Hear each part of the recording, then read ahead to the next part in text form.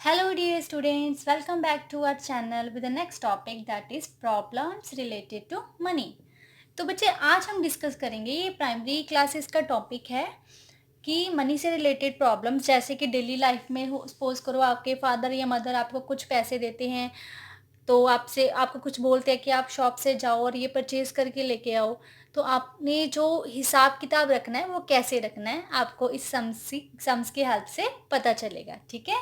तो first is Harleen has rupees 148.50 with her. Her father gave rupees 116.50 paise to her. How much amount does she has?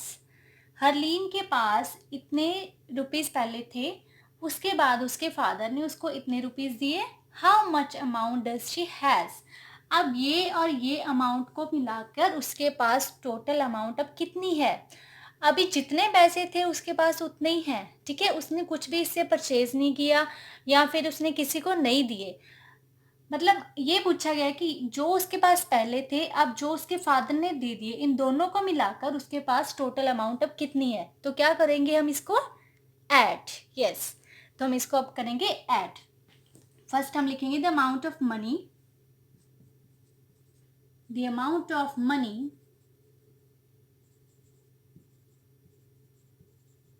Harleen has is equal to rupees 148.50 paise. Next, the amount of money given by her father. The amount of money given by her father. अब उसके father ने उसको कितने rupees दिए हैं 116.50 पैसे ठीक है. तो हमने क्या फाइंड आउट करना है टोटल अमाउंट उसके पास अब कितनी है ठीक है. तो अब क्या लिखेंगे the amount of money Harleen has now. The amount of money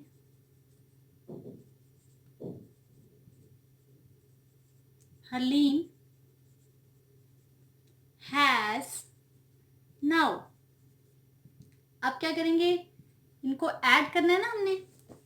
तो 0 + 0 0 5 + 5 10 1 carry 8 + 6 14 14 + 1 15 again 1 carry 4 + 1 5 5 + 1 6 1 + 1 2. So now Harleen has rupees 265. सो बच्चे अब आते हैं सम नंबर सेकंड पे. इसमें हम सब्ट्रैक्शन सीखेंगे कि प्रॉब्लम सम्स में सब्ट्रैक्शन कैसे होती है. पहले आप स्टेटमेंट को ध्यान से समझिए. Raman has rupees 1000 with her. Raman के पास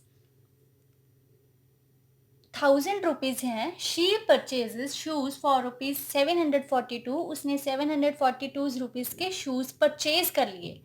how much amount is left with her. अब उसके पास कितने पैसे बचे. तो अब आपके माइंड में आ गया होगा कि हम इस सम की ऐड करेंगे या सब्ट्रैक्शन. इस सम की क्या होगी सब्ट्रैक्शन. बिकॉज कि जितने पैसे उसके पास थे टोटल उसमें से उसने परचेज कर लिया है थोड़ा सा सामान ठीक है. तो वो क्या करेंगे बीच में से माइनस. तो अब क्या लिखेंगे the amount of money Raman has. The amount of money Raman has is equal to rupees 1000. उसके पास टोटल 1000 रुपीज हैं. अब क्या करेंगे he bought the shoes for. अब उसमें shoes she bought the shoes for. अब उसने शूज खरीदे हैं. कितने के खरीदे हैं 742 के. अब हमने क्या पता करना है कि उसके पास कितने पैसे वापस हैं अभी बचे हैं. The amount left with her. The amount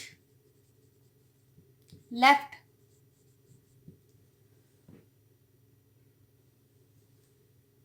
with her is equal to minus होगा ना. पहले भी हम आपको बता चुके हैं. अब यहाँ पे बोरो लिया तो 10 बन गए, यहाँ पे 9 बचा और यहाँ पे भी कितने बचे 9, यहाँ पे बचा 0। 10 में से 2 को कट किया 8, 9 में से 4 को कट किया 5, 9 में से 7 को कट किया तो 2, तो यहाँ पे बचा 0। ठीक है, तो अब उसके पास कितने पैसे बचे 258। तो डियर स्टूडेंट्स, अब ये जो प्रॉब्लम सम है ये जो पहले दो हम कर चुके हैं उनसे थोड़ा डिफरेंट है। तो पहले अब इसकी स्टेटमेंट देखिए। Manleen went to the market with her friend. Manleen जो है अपनी फ्रेंड के साथ मार्केट में गई। She bought goods worth rupees this. उसने इतने रुपए की गुड्स खरीदी, मतलब कुछ भी घर का सामान या कोई भी चीज़ें खरीदी। Her friend bought goods worth. उसके फ्रेंड ने इतने रुपीज़ की गुड्स खरीदी। How much Manleen spent more than her friend. Manleen ने अपने फ्रेंड से कितने ज़्यादा पैसे खर्च किए। ठीक है, तो अब इस सम को हम कैसे लिखेंगे? सबसे पहले लिखेंगे Harleen bought goods for, Manleen bought goods for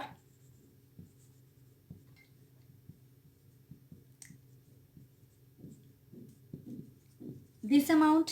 ठीक है, her friend bought goods for, her friend bought goods for rupees 3,350 rupees 25 पैसे। अब है कि हमने ये पता करना है कि मनलीन ने अपने फ्रेंड से कितने ज़्यादा रुपए खर्च किए। तो अब कैसे फाइंड आउट कर सकते हैं हम? इसको आपको क्या करना पड़ेगा, माइनस। ये देखिए, ये अमाउंट जो है ये छोटी है और ये बड़ी है, मीन्स कि मनलीन ने ज़्यादा पैसे खर्च किए ना। तो अब हम लिखेंगे 3467.50। अब माइनस करेंगे इसमें से रुपीज़ 3350.25। ठीक है, अब इनको माइनस करेंगे तो हमारे पास आ गया, यहाँ पे बोरो लिया 10 आ गया, यहाँ पे 4 बचा, 10 में से 5 गए 5, 4 में से 2 गए 2, 7, 1 1 एंड 0।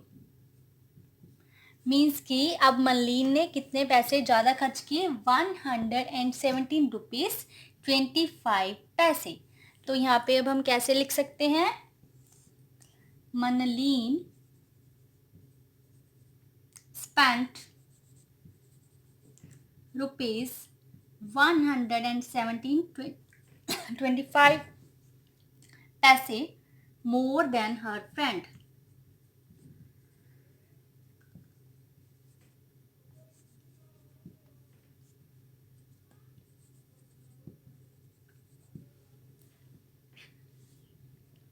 तो डियर स्टूडेंट्स, ये टॉपिक आपको समझ लगे होंगे। अगर आपने और ऐसे टॉपिक्स मेरे से समझने हैं तो मेरे चैनल को सब्सक्राइब करें और मेरी वीडियोस को लाइक करते रहें। Thank you.